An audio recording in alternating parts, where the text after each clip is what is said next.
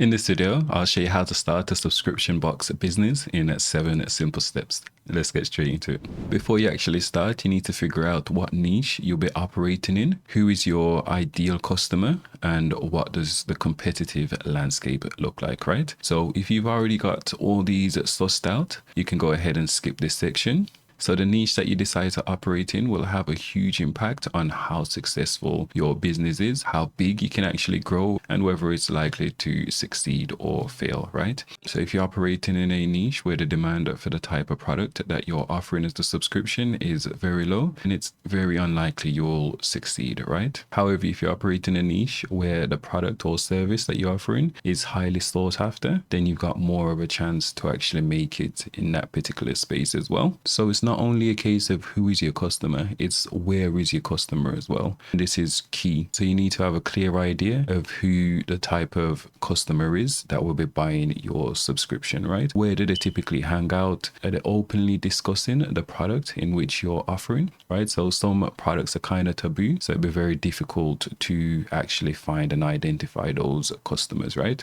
So you want to choose a market where it's easy to find and identify those customers. For example, so my wife had a kids challenge box subscription business, and for her it was quite easy to identify her target market, right? That was mainly in parenting Facebook groups, so it was super easy for her to go into those Facebook groups, add value, and then subtly mention her subscription box. And that's where she actually got her first 50 customers through just promoting on Facebook groups, right? Another thing to consider is who's your competitors, because more often than not, your customers might be aware of your competitors and they'll be comparing what you offer to your competitors. So you also need to know who your customers will be comparing yourself to. And it's a great research resource. So you can compare their pricing and compare their offering, see how they're marketing their products, see where they're marketing and see what other customers are saying in the reviews, what they like or dislike. And then you can go ahead and tweak your offering based on that type of feedback that you'll find online. Right? Okay, so assuming you've got your niche, your customers, your competitors, and everything else, the box stuff, we can move on to the next stage, which will be creating our mockup box, right? Again, this will vary depending on what it is you're actually offering in your subscription box. I'll go ahead and source the packaging, right, for my subscription box. Maybe we want to add various different stickers and decor to our box, so we can go ahead and test that out. And then ultimately, we'll take photos of our subscription box and maybe offer it to family and friends for them to sample it so we can get some valuable feedback, right? And with that feedback, we can iterate and make our subscription product even better, right? Assuming you go through this process, you'll have feedback and you'll also have images and maybe some testimonials as well from those early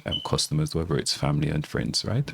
Okay, so since we've actually created a mockup box, we should have a clear idea of pricing, right? So we should have the cost of ingredients, the cost of packaging, decor. Maybe the only anomaly will be shipping, but that's pretty straightforward to get. So for the fulfillment cost, this will vary depending on who's actually doing the fulfillment, right? Whether it's yourself or someone else. So there's that to be factored in. There's a transaction and platform fee. So you can sell on different marketplaces, your website, and they'll all have different fees, right? Obviously, if you sell on your own website, the fee will be a lot smaller than if you were to sell on a marketplace. Other things to factor in is your acquisition costs. Again, at this stage, if this is your first time starting an online business, then the acquisition costs, we won't have that data yet, right? But later on, we can go ahead and collect this type of data, right? And we just want to note down any other miscellaneous expense that's tied to our product, right? So once you've totaled up your cost of goods, you can basically just add a extra 30 to 40% to that price, right? And then that can be your retail price. So the key here is to aim for 30 to 40% profit margin, right, on your subscription box. So beyond the price of your subscription box, other things to factor in is the subscription tiers, right? So typically we'll see a monthly subscription, but since there's more data on a subscription lifetime value, right, we see a lot more companies segmenting their subscription tiers into monthly, quarterly, right? So they can basically prepay whether that's on a quarterly basis or even 6 months we see as well, or on a yearly basis as well, right? So I'd highly encourage you to not only offer a monthly subscription, right, is to also encourage customers is to go for that 6 month subscription, and encouraging customers to go for these longer length terms will help your business dramatically in terms of cash flow, and also dramatically reduce the payback period, right? So basically you can run more ads, acquire more customers profitably as well, right? And then grow a sustaining business overall. And later on, I'll show you a few examples of how other websites implementing this. Okay, so now we move on to website. So when it comes to website, we've got two approaches. So we can go for the marketplace approach, where we're listing our product on a marketplace. So whether that's a Facebook marketplace, Create Joy, maybe eBay, but ultimately we always want to create our own website, right? And the reason being is when you sell a product on Amazon or eBay, for example, that's not your customer and you don't own that customer data, right? The platform owns that data. So we always want to push customers back to our own website. In the event that you want to sell your business, it's actually worth more if you've got your own website, right? And you own the customer data, because with that data, we can remarket it to the customer. So we can do an email blast, right, to existing customers promoting a new product line or something else. So it's just much more valuable. So I wouldn't say choose one or the other. I'd always say do both, right? So I'd use the marketplace as another marketing channel, right, where we're just promoting our products, and then obviously everything kind of funnel back to our own website. So I'll leave a link on screen as well and in the description below to a different video where I show you step by step how to create your own subscription website. And now we'll have a look at some real world examples, right? I've been a subscriber of Graze for a very long time. We can go ahead and subscribe for $4.99, and then we just hit subscribe now, and this is monthly, right? So one thing I would change with Graze is I would offer some subscription tiers. So maybe I'd say 6 months, right? And give a discount to incentivize the customer to actually go for that longer term period, right? Box does a great job of subscription tiers and also upsells as well. For example, here I've selected a 6-month subscription tier. Let's see if we can go back. I'll show you what that looks like. So we can either choose monthly, right, which is a lot higher, which is $35. We can choose 6 months, right? So here we actually save in at $10 a month, which is really good. That's a good incentive, right? And again, that's another reason when you do your pricing strategy, you want to make sure you've got enough margin in there so you can offer customers discounts, right? And then here we've got the 12 months. So I think this is the best approach. And some of the biggest companies are offering this tiered approach as well, right? All right. So let's say, for example, you're running ads, right? And it's costing you, let's say $80 to acquire a customer. So here, if we offer in a monthly membership, we won't get a return on investment until maybe even the 4th or 5th month, right? Based on a profit margin. So yes, technically we will get that $80 back in 3 months, but obviously that's not all margin, right? So maybe maybe it's even longer. But when we offer these tiers and you'll have the data as you operate as well, maybe more customers go for the 6 month. Well, this says it's clearly the most popular.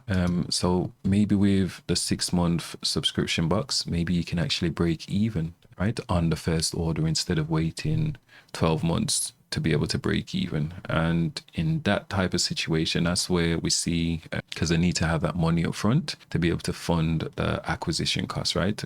Since the payback period won't happen until a year in advance. So if you're sitting on a stockpile of cash, fair enough. If not, I'd basically try to reduce the time it takes to actually recuperate our investment. So yeah, in terms of marketplace, we can check out Create Joy. Right? And this is a huge research opportunity as well for you to get ideas from. So for example, we can have a look at the best sellers. So we can also filter it by the category. So whether it's cocktail, whatever. And here we can basically just see what's popular right now, right? Overall.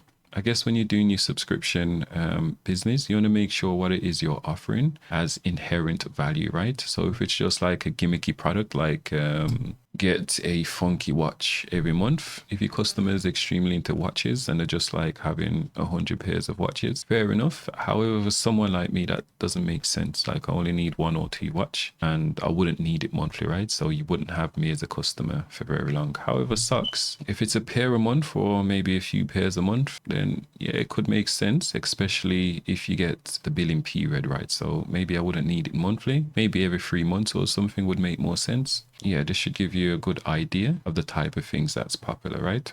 As I said, my wife used to run subscription box business for kids, done really well. She also listed her subscription box on Cratejoy, which she got sale from. She done it, she basically promoted her website on Facebook groups, and that's how she got the bulk of our sale, right? Through her website, promoting it on various different Facebook groups. All right, so the final point is basically marketing and your launch strategy, right? I haven't mentioned this up until this point, but we work with thousands of different store owners, right, that own subscription websites, various different other websites. So we have a unique insight of being able to see what's working and what's not working. What we see and what I've personally witnessed, again, from my wife's subscription business, is she basically promoted it for free, right? Using social media. So it started with friends and family. That makes sense, of course, right? Hers was like a kids activity book type of thing, right? Where they'd create different recipe challenges and so on. Word of mouth marketing, essentially. Facebook groups, because that's where the bulk of a customer was.